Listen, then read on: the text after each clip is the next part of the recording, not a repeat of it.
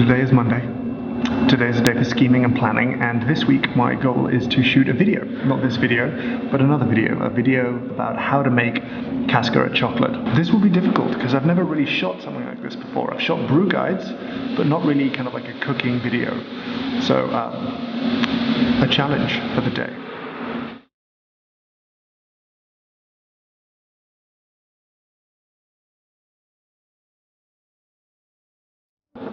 Done. This is where I'm going to shoot the video, and I'll probably explain in this thing how and why stuff happens the way it does. So I've got a Cascara, cocoa butter, sugar, mélangeur, dehydrator, ready to go. First part of the video done, which is good. And actually what we covered here was one of the key things that took me a long time to work out, which was that you had to brew the Cascara first before you could dehydrate it and before you could turn it to chocolate, because otherwise it's just got way too much acidity and astringency. So when you brew it, when you steep it for 3 or 4 minutes and then strain it, it still tastes of Cascara, it's still got flavor, but it doesn't have a real kind of sour, intense, astringent thing that it would otherwise have.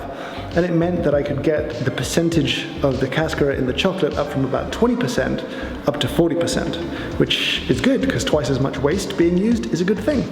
You can still use the brewing liquid that you made to make soda, to drink, to make tea, to make ice cream, kind of anything you want.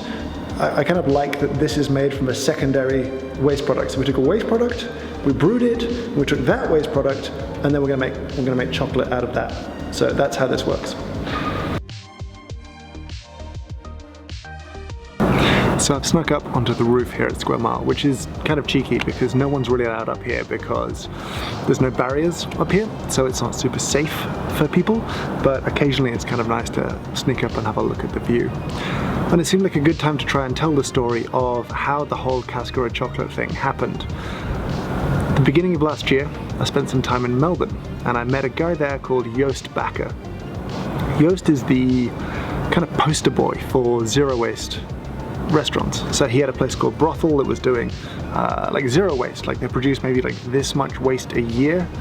Everything else was composted, reused, that kind of stuff. And the thing about Joost is that he's amazing and he's a little crazy, and if you get the chance to go walking in the Dandenongs with him looking for lyrebirds, you should definitely do that. But the thing about Joost was that he kind of took away the excuse of quality when it comes to waste, because for a long time we tend to justify waste by saying we have to waste something in order to get the best possible end result, and he kind of made me question that. So he made me think a lot about waste and what we do with it and what we could do with it. And I went from there. Eventually in like April that year, I was in Seattle with Chef Steps and we were filming a bunch of stuff for the coffee course that I did with them. Go and play with it. The mocha pad. And one of the things they created for that was the thing they called dark matter, which was ground coffee ground into cocoa butter and sugar instead of using cocoa nibs. And that was interesting, but I know a few people who've tried it and it's not quite delicious.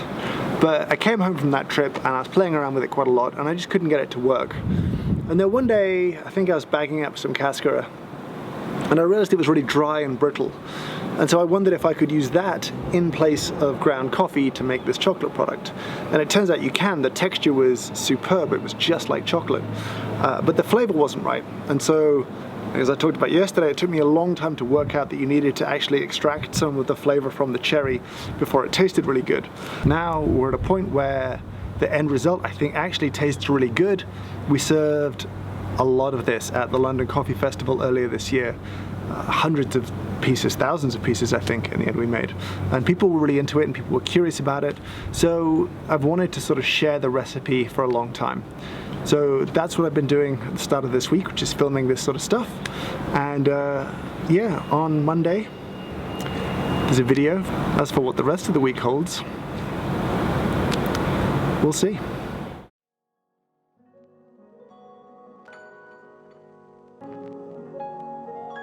Going to Broccoli. Let's go and see Ross Brown. He's got a new shop. See Love Brown, record a podcast. not about coffee. It's gonna be a good day.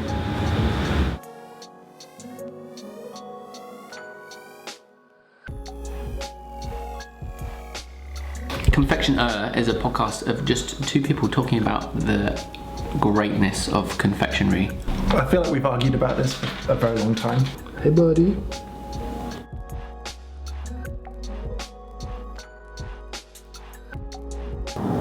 The shame is just kicking in.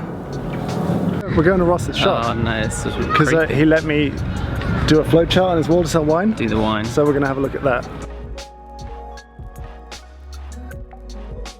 So that was Ross's shop. It's a new beer shop that he's opened that does a little bit of wine. And I tried to convince him ahead of time to let me do like a flowchart to help people buy wine.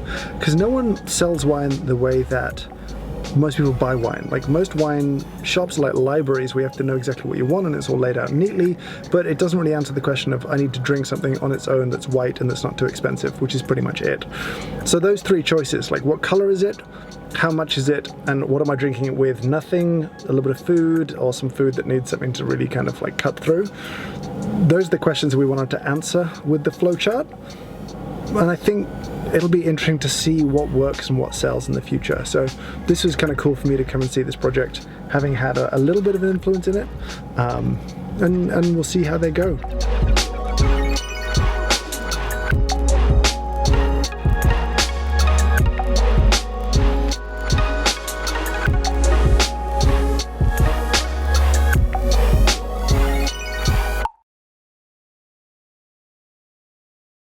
So today is the last day of making the Cascara chocolate. So we just gotta temper it, set it into some bars, and also we have to try it on top of toasted good bread, like salty butter, and then like melted Cascara chocolate, because I think that's gonna be epic.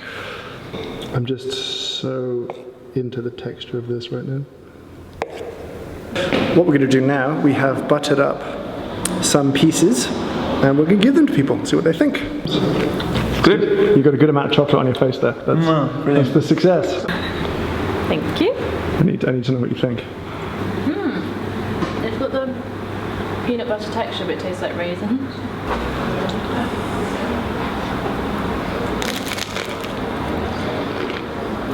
Concentrated Nutella. Oh.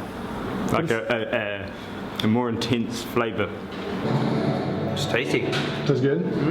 It's like deluxe Nutella, you know, it's that kind of stickiness of the chocolate, but buttery. The butter's good. That's got a rival Nutella, for sure. Wow. Ooh, crispy. That's really good. It's salty. That Cascara, you can taste it. You can taste the fruits in the Cascara. Actually. So I think it's fairly safe to call this a success.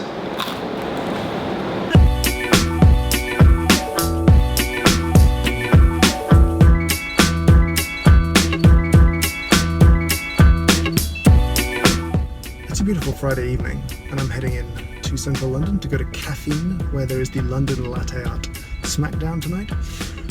Kind of a weird day. A day that made me think about our relationship with the press. A journalist from a pretty well-known US newspaper came by today, and it really unsettled me the way that I kind of felt like I had to accommodate his every question, his every request, because he's from the press, because we feel we need the press, we need to be relevant, we need to be written about. And in the end, I kind of felt like he came with an article that he wanted to write regardless of what I said, and was just looking for me to say the right quotes to kind of confirm what he wanted. And I really, really didn't like that. That, and he didn't record the thing properly, he just took notes. That was not cool. So, we'll see how that goes. But tonight should be pretty interesting. 70 people in a cafe, should be pretty hot. Should be fun. Welcome to round 2 of Smackdown 16. I think next year we're not going to call it the London Latte Art Smackdown.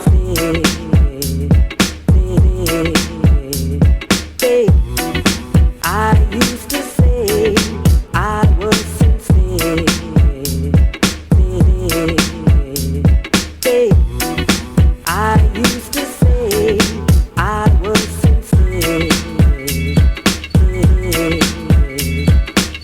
makes me feel very old, in mostly a good way. I was sincere.